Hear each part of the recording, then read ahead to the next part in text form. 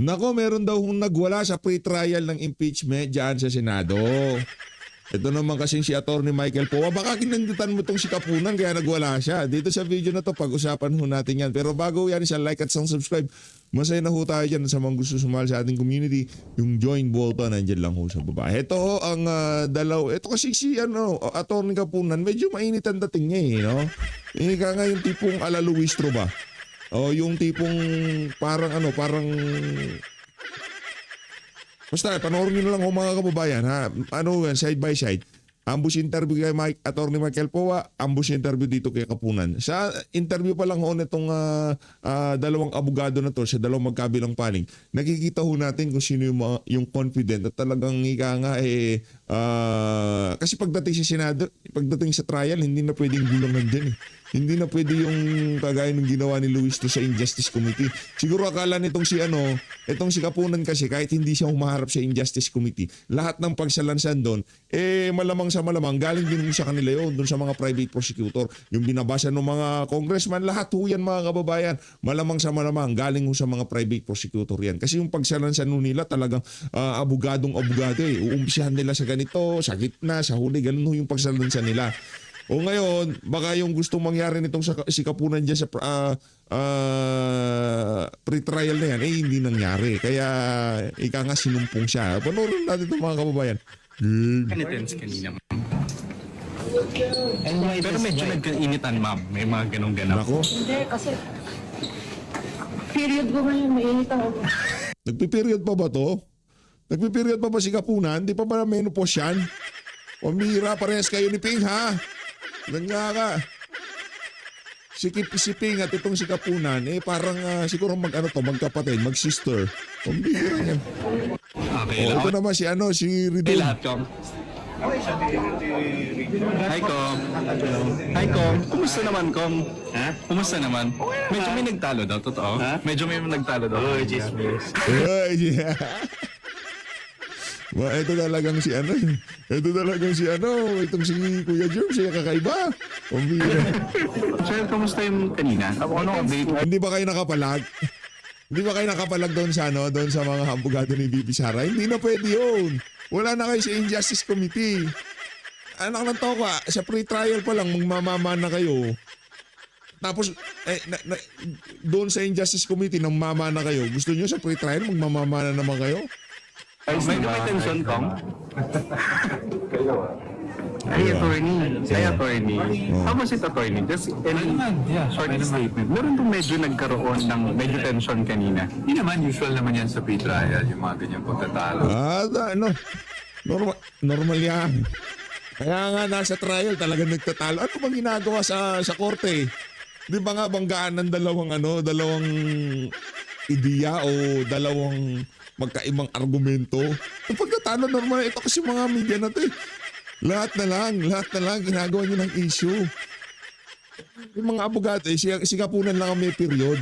Pambihira kayo. So, and we were able to settle it naman. Tikas ni Atty. Michael Poa. Tikas, palakpakan natin. Mausa yan. Idolo. Time out muna tayo kay Joel Villanueva. Pagpahingahin niyo muna yung mama, di na natutulog. Balita ko, ha? Huwag mo muna minamayat-maya niyo eh. Matagal-tagal pa yan, 2028 pa yan. Hindi natin titigilan yung Joel Villanueva na yan. Pero base sa ating nakikita, dami ho talagang nag-aali siyang member ng GIL. Doon sa ginawa ng mama na yan. Pambihira. So, I think it was a good morning session. At least we found ways para ma-expedite yung proceedings. So as you know, mabilis na, nasa marking na tayo ngayon. So, yung by the way, doon sa nagbigay sa atin ng bagong headphone, maraming salamat. So, sige, tulungan ko na kayo sa pag-unbox, okay? Sasama ko na kayo sa inyo. Ano to? Moondrop.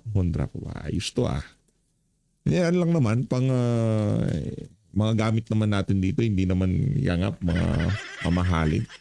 Ano lang to, yung tipong mga pambata lang, Moondrop. Ganda tunog nito. Wala pa kayo nito, bilhin na kayo. Ganda. Di ba? Moondrop. In-ear ito, in-ear. Ayan siya. Ganda. Sige, tuloy na natin si Atty. Michael Poa. Nakapag-unboxing pa tayo.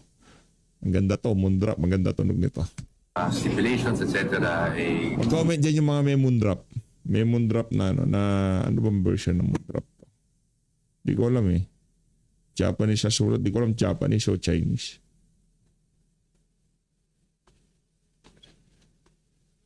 Japanese, Chinese. Basta Moondrop, ganito yung itsura niya. Ganda. sa gagawin na lang kasulatan. No? So we will just need to submit yung aming mga observations sa proposed stipulations, what we will admit, what we will not admit. So I think it was a good session. Hindi naman nagkainitan. Siyempre, normal naman yan sa Normal trial. yan. Ano lang yan, kumbaga, ika nga, wala namang problema yan kahit magkainitan sila eh. O, dito tayo sa buong ambush interview nitong si Atty. Michael Poa. O, ito, panoorin natin. Hey! Pre-trial brief para lang kasi we're doing a story for today. Can you kindly tell us kung ano po ginawa nyo ngayon sa pre-trial trial court? So yung pre-trial brief kasi, ang laman yan ay yung statement of the case, proposed stipulations, and sining list of witnesses ng bawat party, tapos yung mga documentary evidence na i-represent natin. So yan naman, yan yung pinag-usapan dito sa pre-trial conference basically.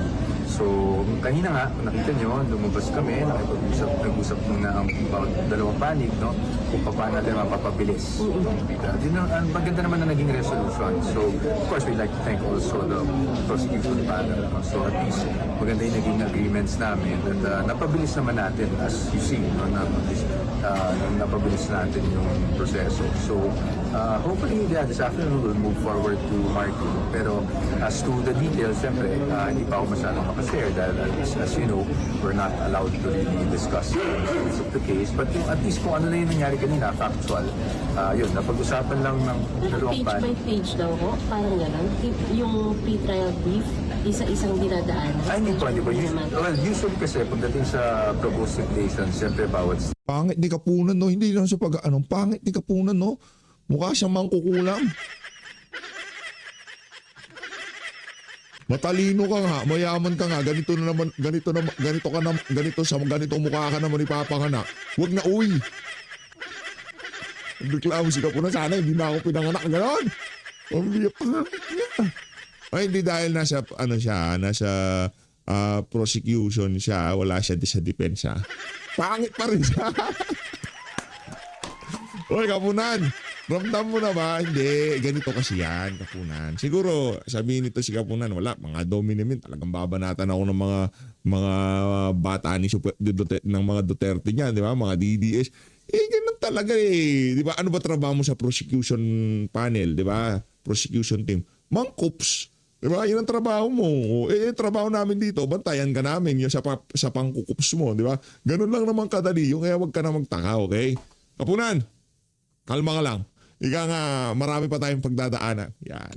stipulation yan, tatanungin kung i-admit or i-deny. So, para mapabilis na pag-usapan na lang namin that we both agreed that we will just submit yung aming mga comments dun sa proposed stipulations, whether we admit or deny by Monday.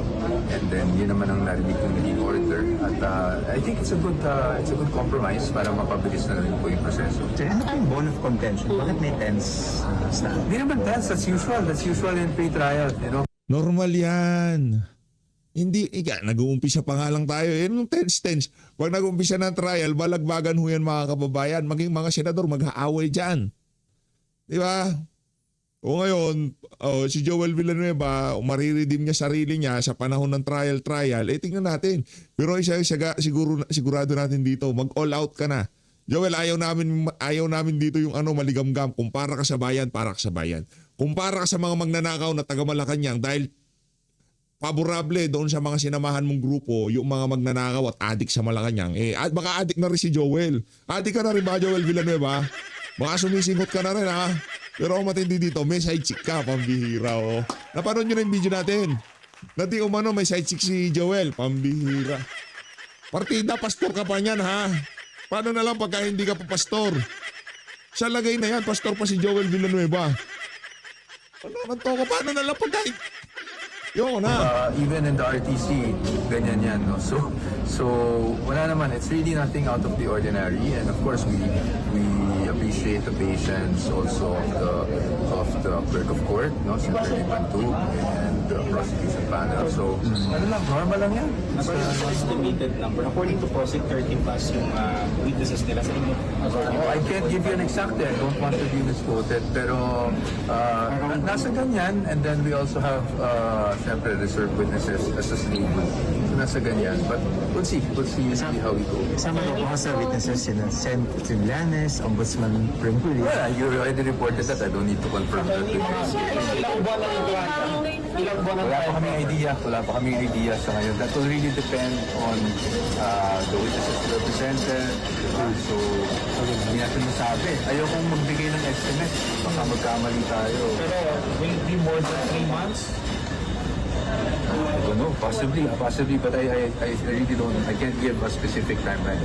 Thank you, sir. Pwede ba kinailangan lumipat kayo sa smaller room? Wala, para lang mapag-usapan kung ano yung maging agreements ng both parties para mapabilis yung Siyempre, hindi na magpapamama itong mga to, di ba? Yung sa yung Injustice Committee, pumalag kayo, ika nga na gusto ko mga nasunod na mga gusto nitong sikapunan, ika nga nailatag niya mga kabalbala labang kay VP Sara. Dito iba na to. Hindi na pwede yung ganun. O lipat to tayo si kabuuan. Siyempre na-miss nyo din sikapunan. Natawa, 2 kapunan na makakasama natin dito sa ano na to. Kapunan A tsaka kapunan B. Kapunan na may period, siguro kapunan na may dysmenorrhea na lang yung isa. Kasi na may period yan, kaya may dysmenorrhea, di ba? Ito yung may dysmenorrhea, yun naman yung may period pa. Pagkamukha naman, di ba? O siyempre, parehas lang kung kapunan. Balagbag si kapunan. Game! Ba't walang sound? Lorna Kapunan. Attorney Lorna, thank you so much for your time. Pakinggan natin ha. Sana wag magmataray itong si Lorna Kapunan. Bihira. Thank you for having me. Attorney Lorna, could you tell us the story on how you were included in the panel of private prosecutors for the Duterte impeachment trial? Well, as I've said before, no, last year, we were already volunteering sa failed impeachment complaint. And we continue to do that during the House Committee on Justice. Pag pinag-usapan ang latest jurisprudence, ang bagong rules on evidence, etc. And so we were quite a number of lawyers and we've worked with the public prosecutors in the last impeachment. So it was just natural that when they were looking for private lawyers they would be comfortable with, hindi naman kami strangers to them. So, and that applies to most of us. Okay. In my law firm and the law firm of Attorney Libutan. And just so our viewers would be able to understand your role, what exactly will be your role as private prosecutor? Will this also mean that you can do cross-examinations of witnesses? Ang role ng private prosecutor really is we are under the control and supervision of the public prosecutors. Alam naman natin that there are 11 public prosecutors. So we will handle what they want us to handle. So ideally, it will be the public prosecutors who will do the direct examination and cross-examination. But it depends on them if they want us to handle, the private prosecutors want us to handle the direct examination and cross-examination.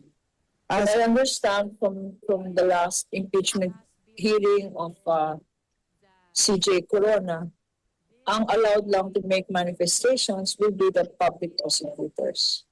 Okay, so to be clear po, wala naman sa kasalukuyang impeachment rules ang nagpiprevent sa private prosecutors to do cross-examinations. There is nothing in the rules that say that.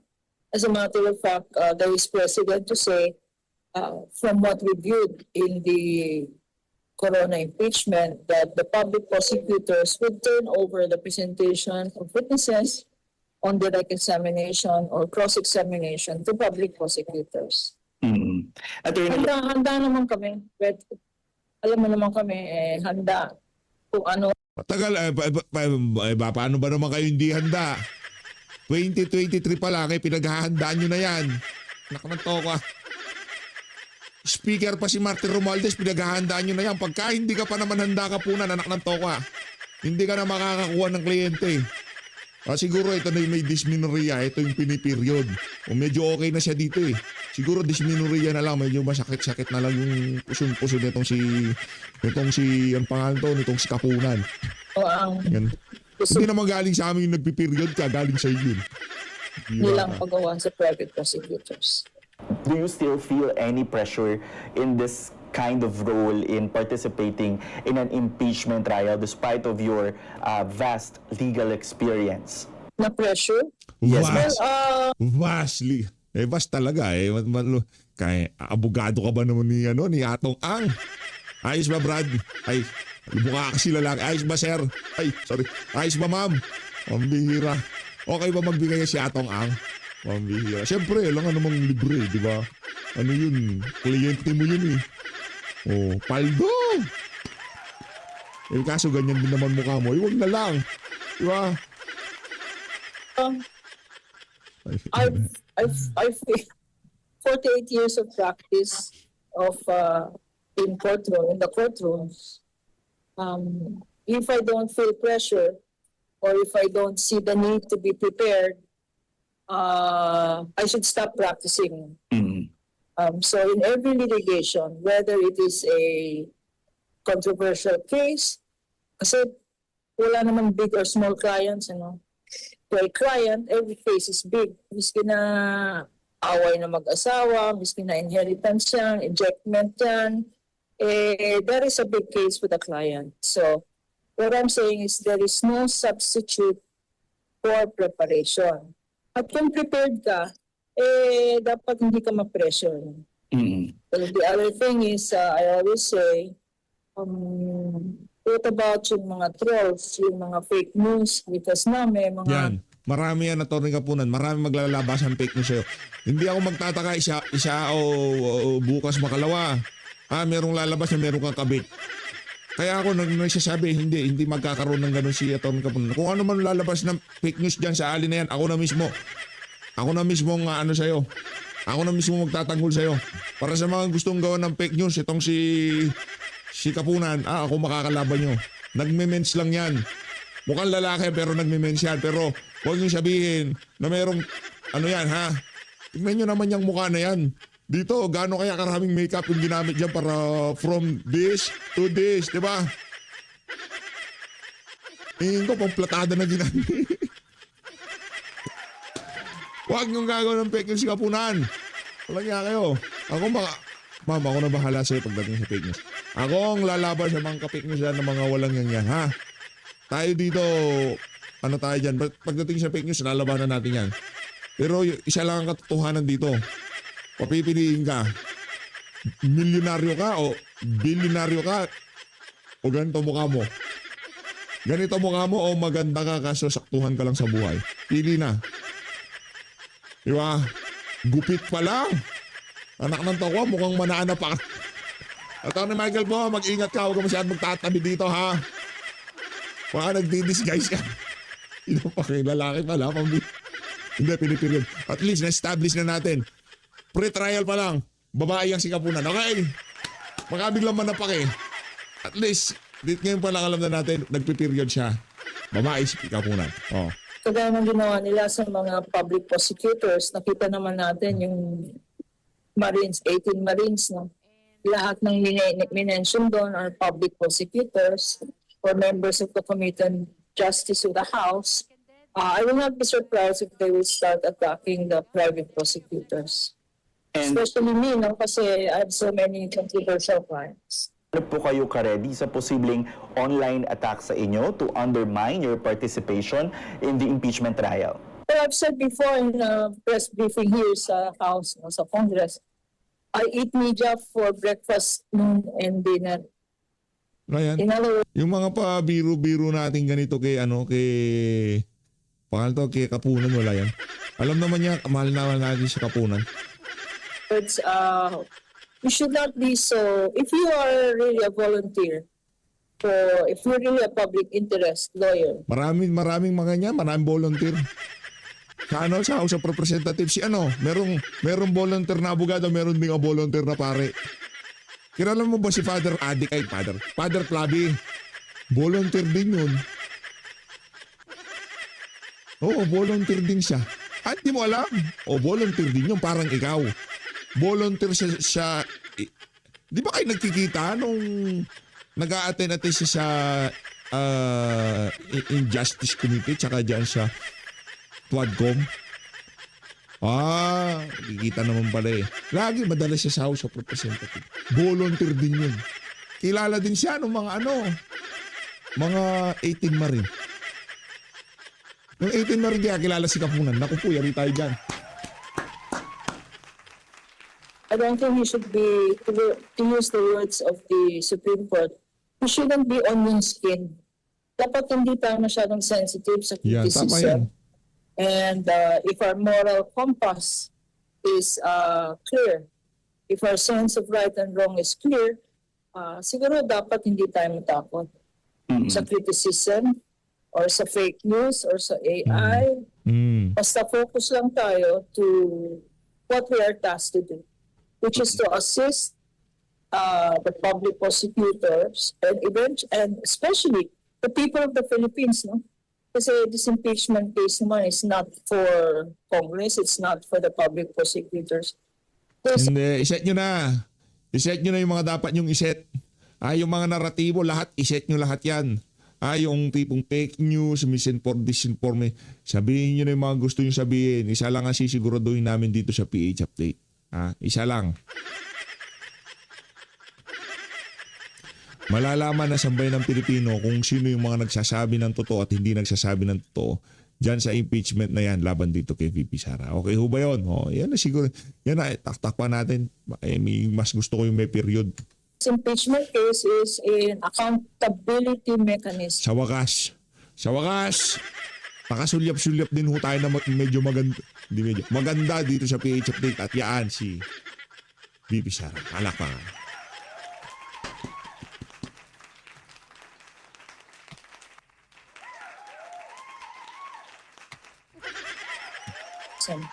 Where our people should be allowed within the Grabe, bugbog sarado yung JIL. Pambira. Mula sa Japan, Hong Kong, Manila, Bulacan, Pampanga, anak ng toka, kahit anong pasyalan yung page. Yan ang problema. Di ba? Yung nangyari dyan.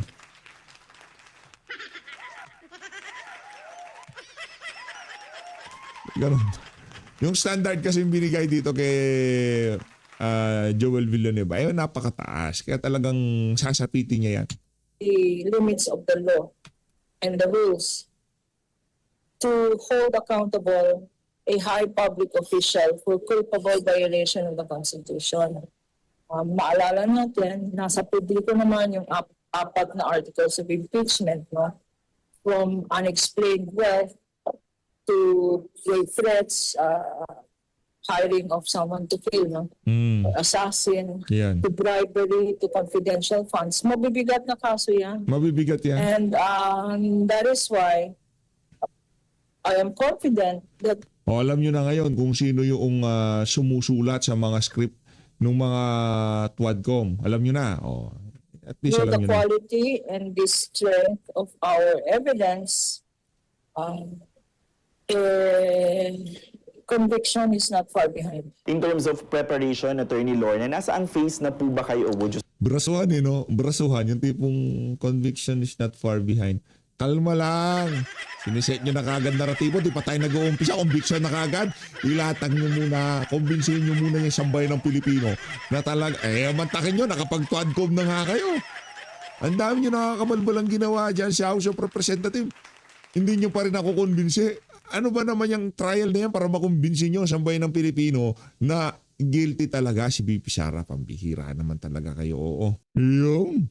say nasa finishing touches or polishing period na lang when it comes to your evidence and witnesses sa nalalapit na impeachment trial? And so we assisted in the making of the pre-trial briefs at hindi po kami mahirapan kasi itong mga evidence napakita na sa hearings on probable cause in the House Committee on Justice.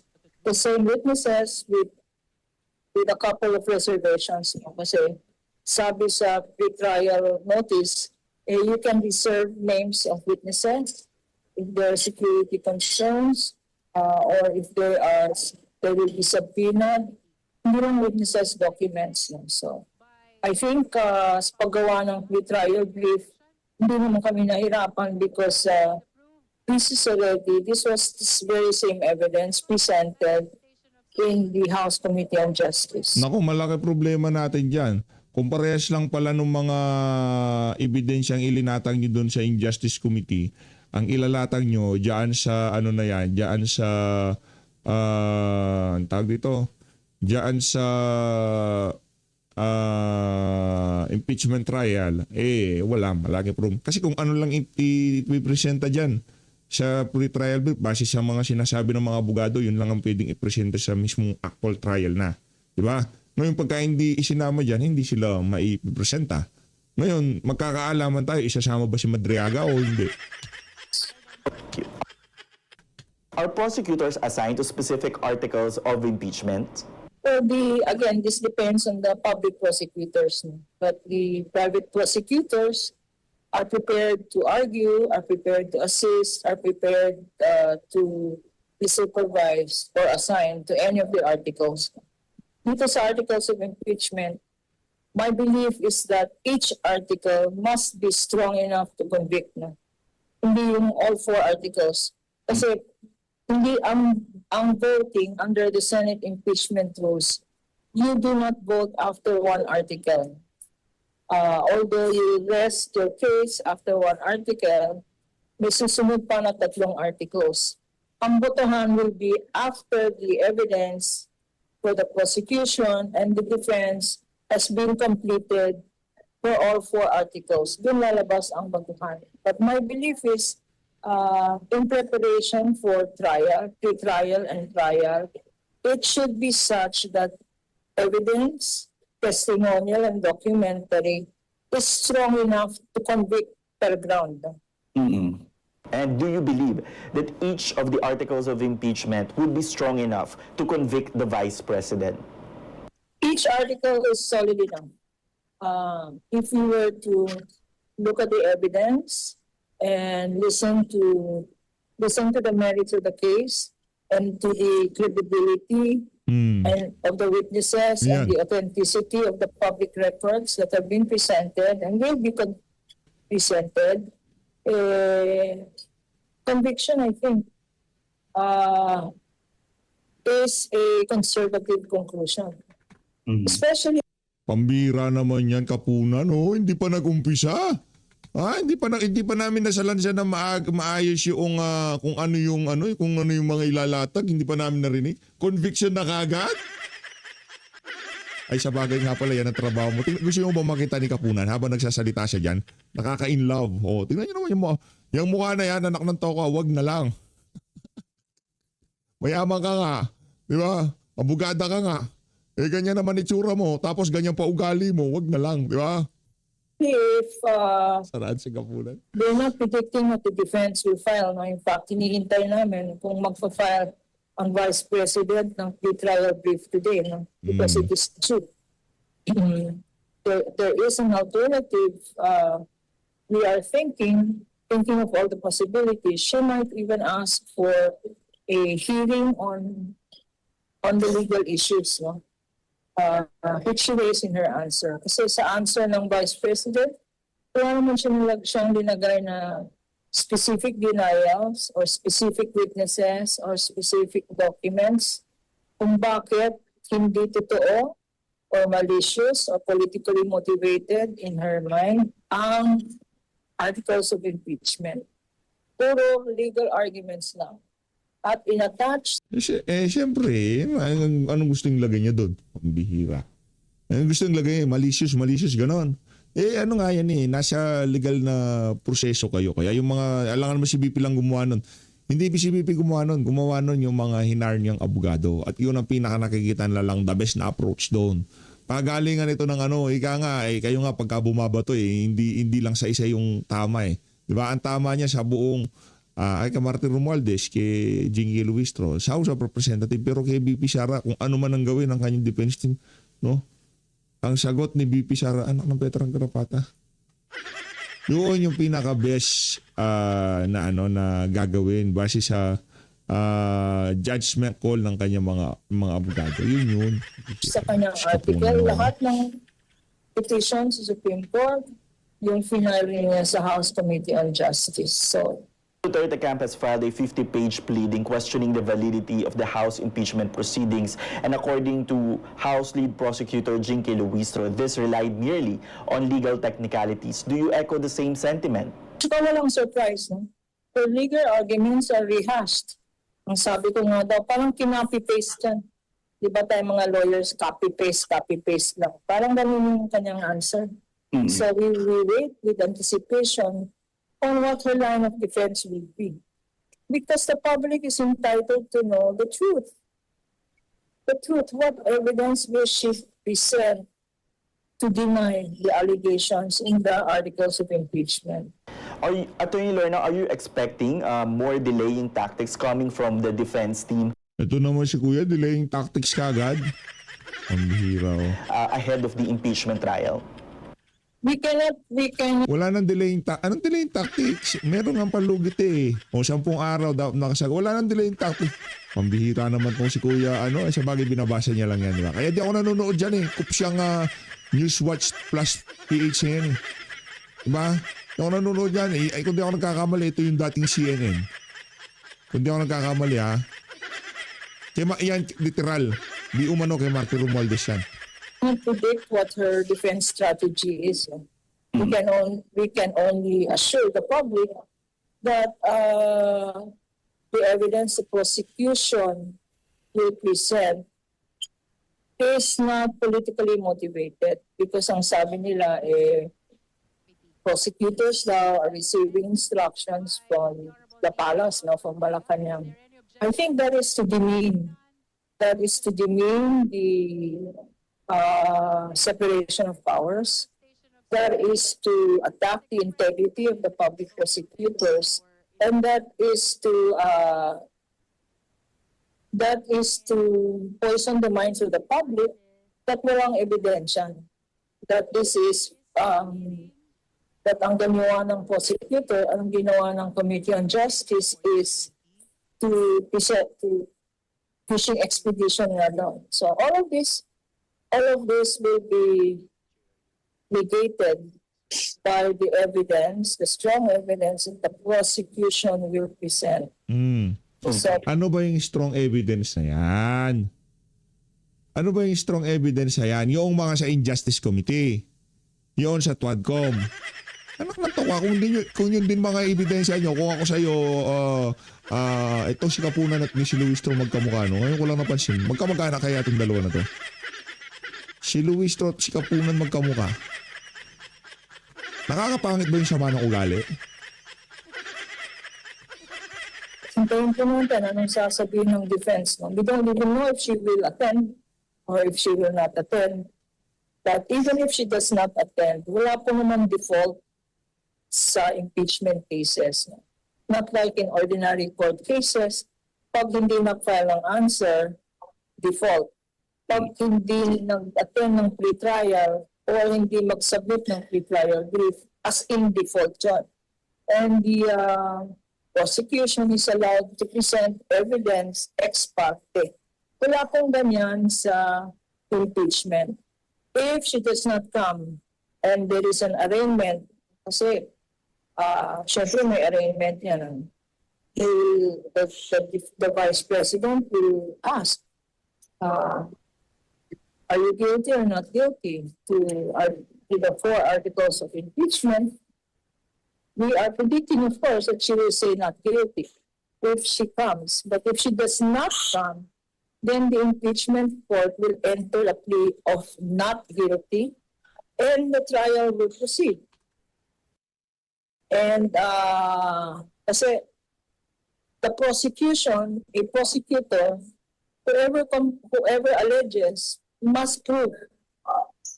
Diba? So this one is a complaint, articles of impeachment filed initiated by the House. Mhm. And so it is the prosecutors who have the burden of proof. So even without the defense, the evidence must be such na miski na walang defense, kaya malakas talaga ang evidence for conviction. Mas mabuti pa po bang humarap na lang si Vice President Sara Duterte sa impeachment trial? I think so because the public needs to know what is the truth. Alam namin yung katotohanan. Ang katotohanan, yung mga gawa-gawang aligasyon na yan, gagamitin para pigilan yung pagtakbo niya sa 2028. Yun lang naman. Ang katotohanan, sa kadahilan ng kinontra niya yung kagustuhan ni Martin Romualdez noong siya ay DepEd Secretary, kaya siya binalikan ng ganyan. Ang katotohanan na siya ang nakikita na susunod na maging presidente ng sambayan ng Pilipino at hindi si Martin Romualdez. Ginawa na ni Martin lahat nag-ayuda, nagsigaw-sigaw, ganun pa siya. Hindi pa rin siya kasali. Yun, ganun na lamang ang galit ni Martin Romualdez kay BP Sara. Kaya ngayon, nai-impeach si BP. Yun ang katotohanan. Maliban doon sa katotohanan na sinabi ko, lahat na sinasabi niyo dyan, ibig sabihin ay kasinungalingan. You cannot hide behind technicalities or legalities. If she really is saying, because especially since she is the second highest public official of the country, not only that, she also is a lawyer. So she must know what evidence is all about. And hindi niya pwedeng sabihin, I was denied due process. Kasi yun ang sinasabi niya about the House Committee on Justice. Na denied daw siya ng due process because hindi siya nakapresent ng evidence. But that was her own doing. Dito, if she does not appear, she cannot allege I was denied due process. Because under the Senate rule, Ba't mo pinapangunahan si BP Sara? Ba't mo pinapangunahan kung dadalo siya o hindi siya dadalo? Pero ngayon yung malo, ay tingin mo siya dumalo. Wala naman problema sa kanya. Nandun yung mga abogado niya. Ika nga ng mga mayayaman, talk to my lawyer. Ayaw kanya kausap kasi pangit ka. Kausapin mo si, yung maganda, si Attorney Sheila. Hira. Naman yung mukha na yan. Kahit ako kakausapin yan, baka ayoko makita ko lang yan, baka tumakbo ako mukhang nangangagat, pambihira. Diba? Yan ang kakausap sa'yo, wag na lang. binigyan siya ng opportunity to file an answer.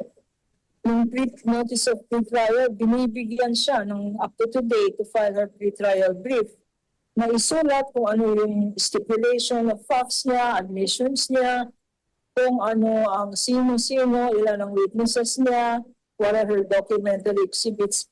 Lahat yan dapat transparent. Attorney Lorna, I want to get on the numbers. Are 16 votes still needed to convict the Vice President, even if some senators may be in hiding or currently detained due to plunder charges? My consistent legal position there is that when the Constitution says 2/3 of all members present, ang hindi mo pwedeng palitan yung 2/3. Ang subject to interpretation is all members present because number one, klarong-klaro ang plunder laws natin, Republic Act 7080, no? At ang ating Republic Act, yung Anti-Graft and Corrupt Practices Act, that says that if a public official is charged and has a pending case in court, then that public official is preventively suspended. And there is a reason for that. Kasi kung hindi ka suspended, pwede kang pumasok sa opisina, takutin mo lahat ng mga witnesses sa opisina. No? And that is why a public official is... Sinong tatakutin ni Senator Jingo Estrada sa kanyang opisina? Sinong tatakutin niya sa Senado? Hindi ko maintindihan itong si Kapuna kung saan niya pinaghuhugot yung kanyang mga rason sa buhay. No? Kaya pumapangit ka, ayusin mo mga desisyon mo sa buhay, madam. Ano ibig sabihin ng suspended? Hindi pwedeng pumasok sa opisina. That's both found in our graft and corruption laws and in our plunder laws. Kung hindi makapasok sa opisina because suspended siya, si Senator Estrada, or si Bato because he is a fugitive from justice.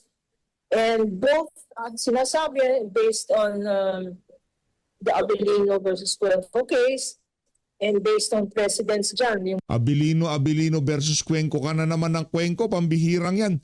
Ayun na nga, hindi nga pwede yung Abilino versus Cuenco, 'di ba? Yun pagka nasa ibang bansa, yung mga mambabatas. Hindi ka naman mambabatas, di ka nga mambubutas baka pero pagka nasa ibang bansa, pagka wala sila sa jurisdiction ng bansa natin, doon Abilino versus Cuenco. Pero dito, nasa Pilipinas sila, hindi pwede yun. Sa bagay, mas paborable nga pala sa inyo pagka bababa ang boto. Yung mga ibang senador, gusto lang nila, sundin natin si Aligang Batas. With all its member, yun nakalagay, wala naman nakalagay na doon, pagka nakakulong, pagka fugitive from justice. Dapat next time ayusin natin si Aligang Batas. Pagka fugitive from justice at saka nakakulong, mababawas na. Hindi naman yun, with all its, hindi nyo ba naiintindihan with all its member? Pambihira naman to si Baculaw 2.0. Ay, nanay ni Baculaw pala. panahon ni Frank Drilon, di ba? Na hindi pinila ang mga hindi subject to coercive powers Kasi nga, yun of nga. the Senate. Oh. Ibig sabihin ng coercive powers, Oh. hindi mo pwedeng ipa-attend. Hindi pwedeng mag-attend kasi is in jail. No? Mali po yung interpretation. Nandiyan na po, siyan ba ito? Pwede naman coercive power. Di pa, nila ng Senado. Di ba, paano? Pambihira. Bakit yung mga resource person pinapatawag? Wala namang problema. Di ba? Ba't itong si Senator, parehas lang naman yan eh. Di ba? Hindi pa naman sila hinatulang guilty eh. Di ba? Ano pa naman sila, innocent pa rin naman sila, di ba? Meron 90 days preventive suspension ang Sandigang Bayan. Yun, meron 90, pero yung kanyang siguro 90 days preventive suspension, hindi talaga siya makakadalo sa loob ng 90 days na yun. Pero paglipas nun, kung meron coercive power ang Senado, pwede, bakit hindi? Ba't mo pa pinangunahan yung mga Senado? Pambihira talaga to si Baculaw. And in my mind, personal opinion na hindi Yung personal mo, itago mo. Baka may kumuha niyan. Kapunan, itago mo. pa naman convicted. Pag conviction, ang penalty is reclusion perpetua, no? Kung plunder yan, ano? Kung anti-graft laws, depende sa offense, no? Life imprisonment yan. At saka permanent disqualification if convicted by final judgment. Hindi naman yun ang sinasabi natin. We don't need conviction. You just need suspension, which is a penalty, which is a preventive measure, so that the state, so that so that evidence will not be suppressed, so that there is no tampering of witnesses or evidence by the public official. Kanya siya Anong itatamper ni Jingoy Estrada? Pupuntahan niya yung mga witness sa impeachment? Tatamper niya doon? Anong pakialam niyo doon sa mga witness niyo, di ba? Ito talaga hindi natin malaman kung saan pinanggagalingan nitong Baculaw na to eh. Basta talaga, pangit. Meron naman kasi ako kilalang mga hindi naman kagandahan at kagwapuhan. Pero okay naman, hindi naman sila hindi naman masasama ugali nila, hindi naman, di ba? Ito si Kapunan kung ano yung mukha niya, yun siguro ugali nitong Ali na to, babae yan PH, hindi lalaki yan, babae yan nagpi-period nga di ba? Hindi mukha lang kasi siya lalaki. Pagka kasi nakakita tayo ng ganyan na gupit, feeling natin lalaki kausap natin. Masiga yung dating Bira ka po suspended. If you're suspended, that means you cannot go to the office. Hindi pwedeng, applying that principle to the impeachment court kung hindi makapasok. And to future, because balita, meron pang future. Procedurally, if there are future cases filed before the ombudsman, even if bailable, even if the case is bailable, provided na the accused or the respondent in that anti-graft. Alam mo talaga, si Kapunan yung tipong talagang batas na batas eh. Pasukuin mo muna yan si Atong Ang bago ka magbibida. Diba? Palutangin mo muna si Atong Ang. Anak na to ka, ang galing mo magsalita-salita ng ganyan.